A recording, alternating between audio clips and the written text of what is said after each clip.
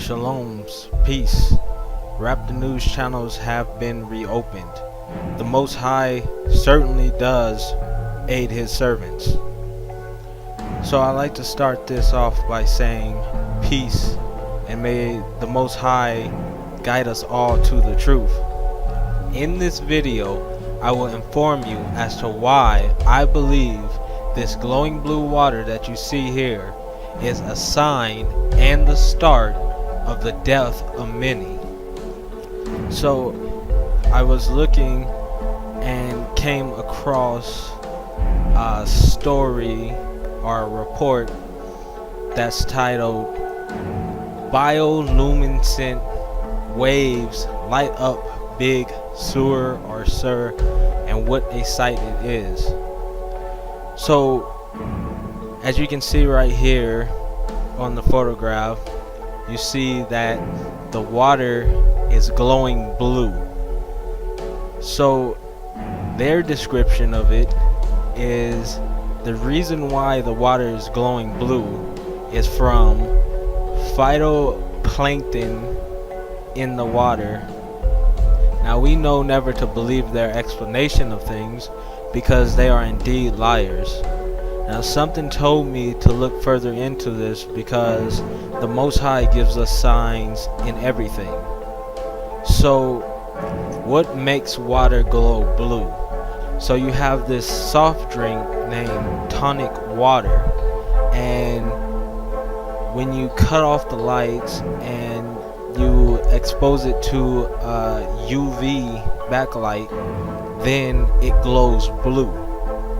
And as you can see in the photo comparison, that you get pretty much the same color blue. Now, what is causing this water to glow blue? It's the quinine content that this water contains. And no, I'm not saying someone came and dumped a bunch of quinine in the water or tonic water inside the ocean or anything like that.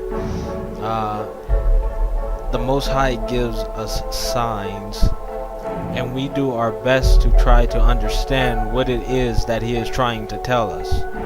So quinine is a bitter crystalline compound present in cinchona bark, used as a tonic and formerly as an anti-malarial drug. So cinchona bark, also known as Jesuit's bark, is used to treat malaria. So now we are getting into what I believe is what the Most High is trying to inform us regarding this sign. So let's dig a bit deeper. When the Jesuits came to the Indians, which are Hebrew, land, then the Indians taught the Jesuits to use the cinchona bark in order to treat the malaria that the Jesuits had. So Jesuits bark. Now if you look at the symptoms of malaria, it states the symptoms resemble those of flu, but without treatment the effects can sometimes be long-term and fatal. The symptoms include a sensation of cold with shivering, fevers, headaches, and vomiting. Seizures sometimes occur in younger people with the disease. Sweats followed by a return to normal temperature with tiredness. So it makes you think of this so-called influenza epidemic that you see all in the news.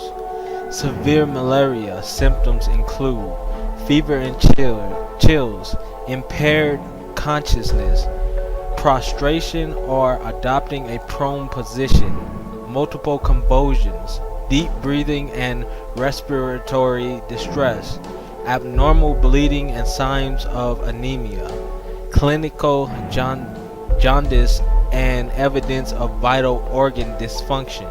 I have personally had some symptoms similar to malaria starting this year, Am I saying that everyone has caught malaria? No.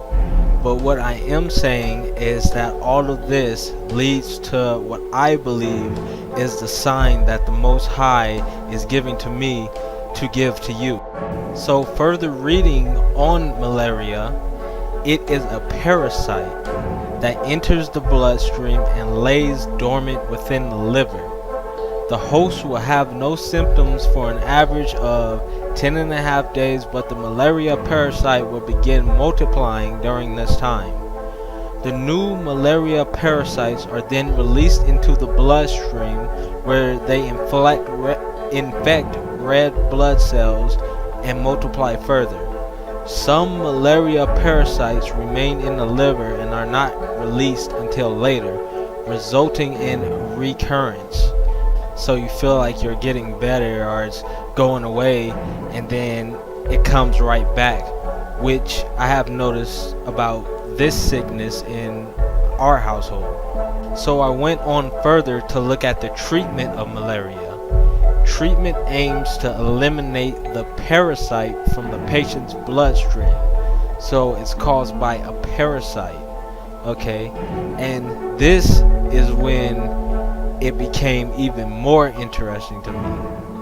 Artemisinin-based combination therapy is recommended to treat uncomplicated malaria.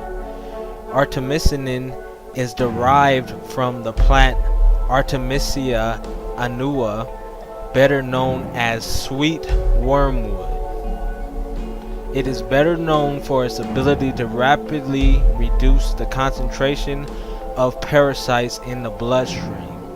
But what stands out to me, and what should also stand out to you, is the word wormwood.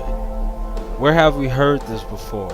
We heard this in the Bible, Revelations 8:10 through 11.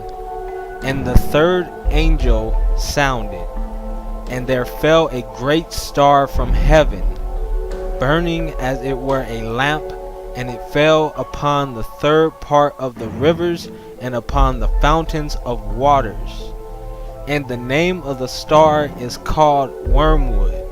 And the third part of the waters became wormwood. But many men died of the waters, because they were made bitter. So the Most High gave us a sign of glowing water that eventually led to the use of the word wormwood. And as he states in Revelations 8:10 through 11, wormwood is going to fall into the waters and make them bitter and cause many men to die. So we already have the signs of the mass animal die-offs, and we already know that this corrupt gay world is long overdue its destruction. So is this the start of the water becoming bitter? We already know that many have dropped dead already from this influenza epidemic, which one reasonable cause is the iron oxide that is coming from the debris tail of Nibiru, but is it also from the very water that you are drinking? Now, lastly, another interesting thing is, when did the water start to glow? It says, reports of glowing waves down the California coast have spiked since early January. So it started to glow early January this year. And what happened just the prior month? You had Nibiru appear with an object in its tail that it shot off to the earth, and the Most High allowed us to catch it all on film. This sign, as well as the glowing blue waters, occurred in California, by the way. Is this wormwood we are seeing here shooting down, and did it land in our waters, causing them to glow? And this is the start of the water becoming bitter and killing many men, as stated in the book of Revelation. I believe this is what the Most High wanted me to see and to give to you. He gives us signs, small as well as great. This has been your final warning.